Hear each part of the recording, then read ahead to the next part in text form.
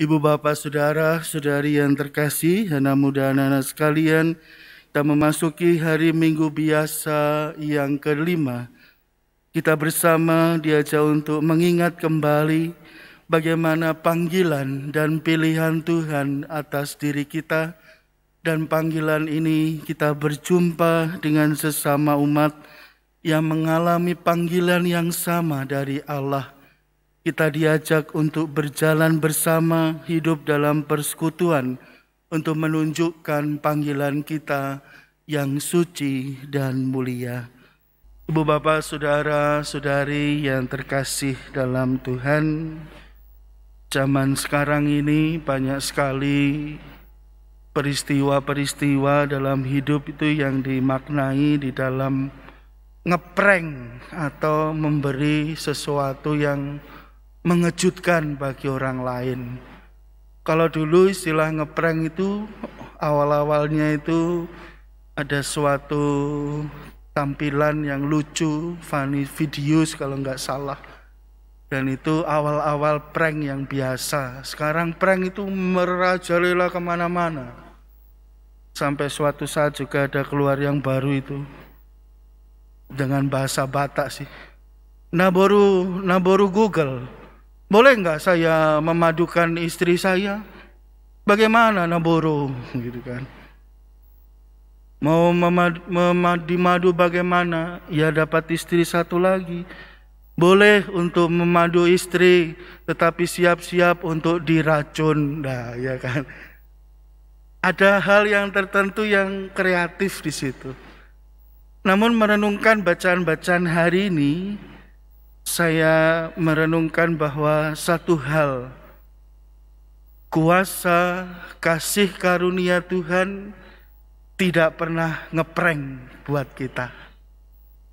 Kuasa kasih Tuhan itu selalu sesuai dengan keadaan kita masing-masing, sesuai dengan latar belakang kita masing-masing, sesuai dengan keperluan kita masing-masing.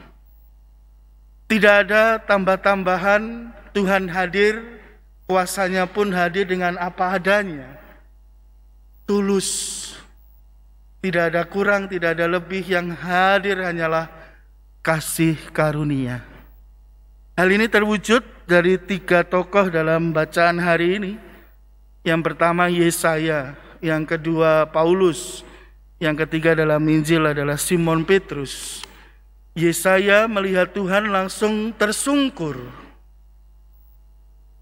Celakalah aku binasa, sebab aku najis bibir. Dalam bacaan yang kedua, Paulus dalam versi yang lengkap mengatakan, aku ini seperti anak yang lahir sebelum waktunya. Aku ini rasul yang paling hina dari semua rasul. Dalam bacaan Injil, Petrus pun juga tersungkur di hadapan Yesus. Tuhan, pergilah dari hadapanku, sebab aku ini orang berdosa. Saudara-saudariku yang terkasih, pertama-tama kasih karunia yang didapati oleh orang yang kepadanya Tuhan berkenan,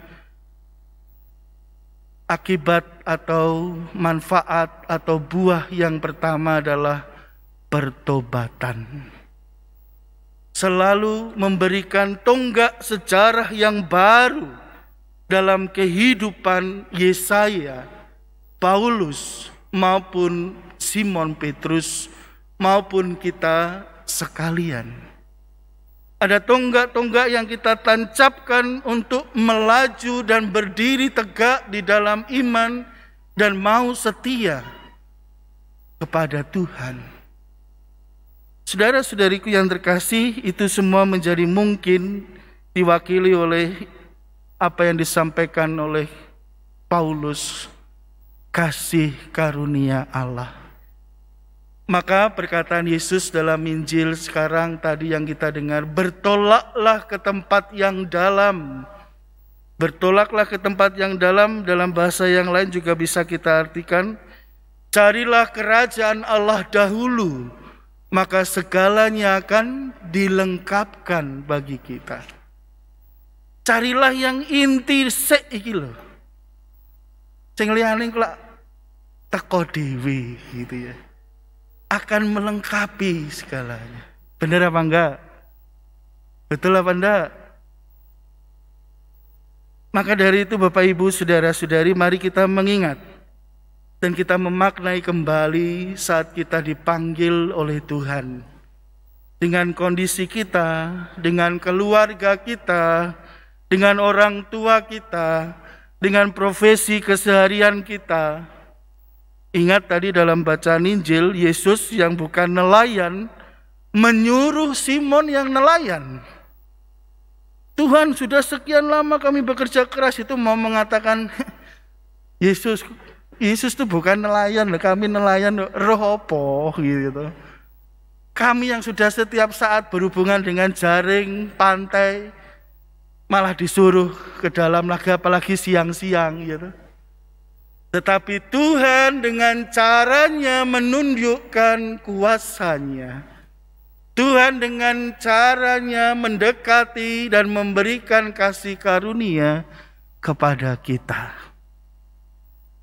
Sekali lagi kita ingat, mungkin yang dipanggil dibaptis saat dewasa, atau yang dibaptis saat kecil tapi dalam perjalanan remaja, dewasa, menemukan butir-butir, menemukan mutiara-mutiara permenungan. Oh, inilah indahnya imanku. Inilah begitu mulianya Tuhan dalam hidupku. Dan yang terakhir, saudara-saudariku, mari kita memaknainya bersama. Kita semua dipanggil dengan cara Tuhan, pendekatan Tuhan, kasih karunia Tuhan. Kita dikumpulkan bersama dalam keluarga kerajaan Allah ini. Kita dikumpulkan bersama dalam keluarga. Kita dikumpulkan bersama dalam lingkungan. Kita dikumpulkan bersama dalam wilayah dan paroki ini.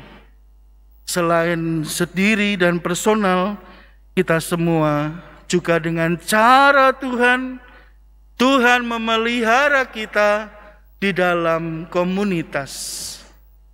Maka bolehlah kita semua yang meninggalkan dan menanggalkan manusia yang lama seperti Simon Petrus, tetap memberikan apa yang kita miliki untuk pertumbuhan, untuk perkembangan gereja kita. Yang bisa menyanyi, silakan menyanyi. Pakailah sebagai pujian kepada Tuhan, syukur atas kehidupan ini. Yang bisa berdoa, silakan berdoa. Yang bisa dengan segala macam teknologi, silakan mengembangkan diri dan gereja, keluarga semua. Dengan ketulusan seperti halnya Paulus, Yesaya, dan juga Simon. Tapi juga catatan dengan kerendahan hati. Bahwa kita mendapatkan ini semua pun juga dari Tuhan sendiri. Saudara-saudariku, kasih karunia Allah senantiasa tercurah bagi kita saat kita dipanggil, sampai dengan kita hidup sampai dengan hari ini dan ke depan.